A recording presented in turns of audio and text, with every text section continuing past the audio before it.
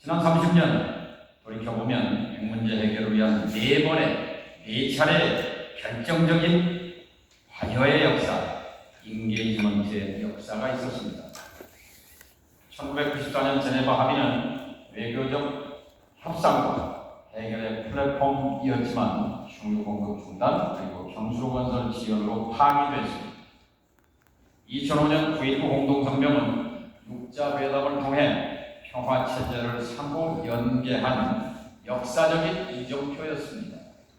그러나 EDA 금융체제라는 돌발 악재에 가로막혔고 북한은 강력히 반발하며 2006년 10월 제1차 핵실험이라는 극단적 선택을 감행했습니다. 이후 미국 부시 행정부의 대북정책 전환에 따라서 9.19 합의로 돌아가자 하는 2007년 2.13 합의가 마련됐지만 핵물질 신고와 검증 방법에서 이견을 좁히지 못한 채 육자회담은 멈춰버렸습니다. 대화가 부재했던 오바마 행정부 내내 전략적 인내를 강조했고 이 기간 동안 북한은 4차례 핵실험을 감행하며 핵 능력을 고도화했습니다. 그리고 2018년 싱가포르 공동성명은 사상 최초의 북미 정상 간 합의로 새로운 북미관계 수립 그리고 평화체제 전환 그리고 완전한 비핵화를 약속했으나 2019년 2월 하노이 노딜로 결렬됐습니다.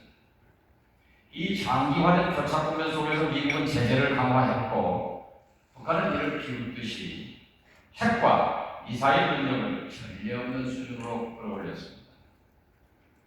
핵 문제 해결에만 매몰돼 실패를 거듭하는 동안 정작 한반도 평화의 근본인 평화체제 구축에 관한 실질적 논의는 시작조차 하지 못했습니다.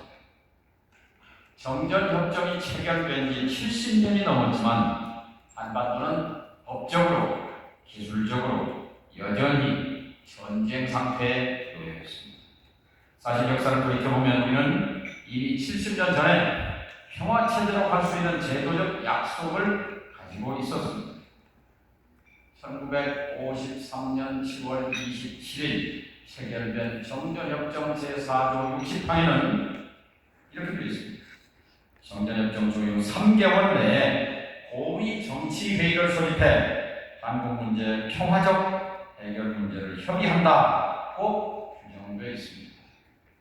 이에 따라서 실제로 1954년 스위스 제네바에서 19나라가 참여한 가운데 고위 정치 협상이 열렸습니다. 정전체제를 평화체제로 전환하기 위한 인류 역사상 가장 거대한 외교적 노력이었습니다. 하지만 안타깝게도 이 협상이 공전되면서 평화협정이라는 시대적 과제는 한반도 허공을 떠돌기 시작했습니다. 여기에 3가지 냉혹한 걸림돌이 작용했습니다. 첫째, 당사자 문제였습니다.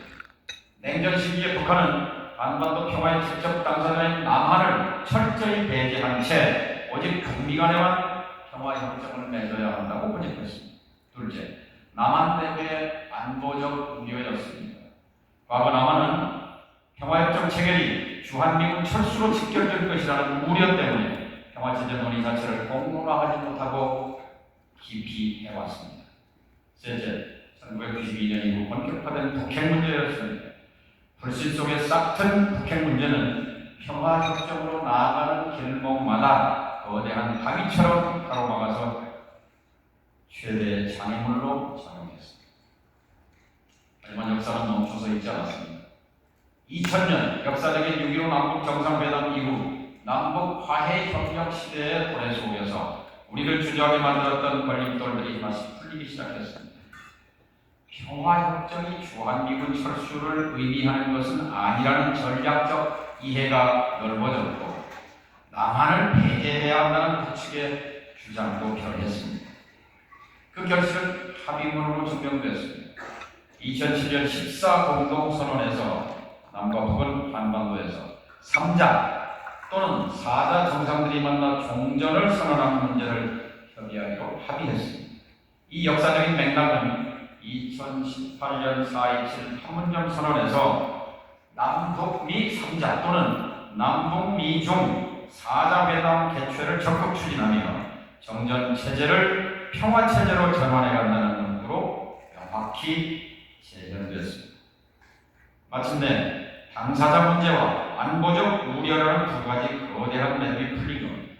이제 우리에게 남은 마지막 중대 과제는 단 하나, 바로 북핵 문제입니다. 과거처럼 북핵 문제가 해결돼야만 평화체제를 논의할 수 있다는 선비핵화 반성의 가치가 있어서는 안 됩니다.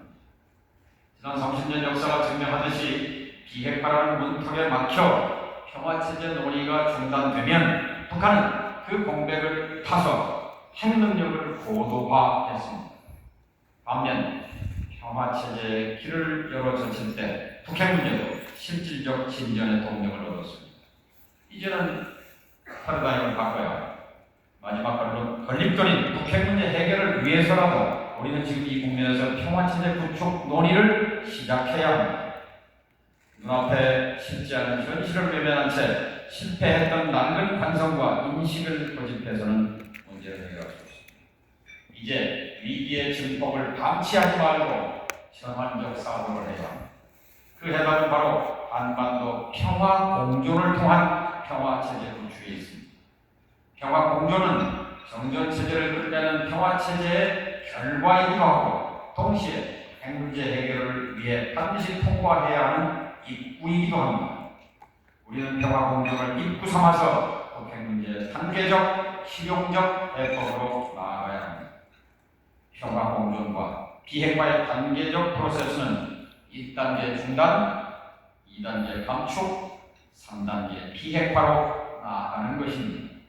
이 실용적 경로는 중국도 동의한 바 있습니다. 이재명 대통령께서 트럼프 대통령에게 직접 설명해서 깊은 공감대를 이끌어낸 바도 있습니다.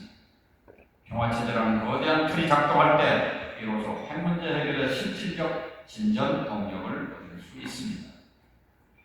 이 위대한 여정은 북미 대화에서 출발해야 합니다. 중동의 포성이 멈춘 지금 이제는 지구상의 마지막 남은 한반도의 전쟁을 끝내야 할 시대입니다. 북한 문제에 관심을 가질 때가 됐다는 트럼프 대통령의 언급처럼 김정은 위원장과 트럼프 대통령이 하루속히 다시 마주 앉기를 기대합니다. 북핵 문제는 본질적으로 뿌리 깊은 북미 적대 관계의 산물입니다. 8년 전 싱가포르에서 약속했던 것처럼 서로를 향한 적대를 끊어내고 새로운 관계 수립을 위한 대화를 즉각 재개해야 합니다. 북미 대화의 시작은 한반도 평화의 실질적 당사자인 미중, 남북 4자 대화의 문을 여는 강력한 견인차가 될 것입니다. 4자 대화는 끝나지 않은 전쟁의 당사국들이 모여서 낡은 정전체제를 종식시키고 한반도 평화체제로의 역사적 전환을 이뤄내는 유일하고 확실한 플랫폼입니다. 이는 단순히 한반도의 평화 공존과 공동 성장을 넘어 동북아시아 전체의 평화와 공존 그리고 공동 번영을 촉진하는 신호탄이 될 것입니다. 존경하는 청취자 여러분, 6.25 전쟁 76주년이 되는 날이 어제였습니다. 참혹한 전쟁으로 수많은 이들이 희생되었고 이산가족들은 수십 년간 치유되지 않은 분단의 상처를 안고 살아왔습니다. 그리고 우리는 여전히 긴장과 불안의 연장선 위에 있습니다.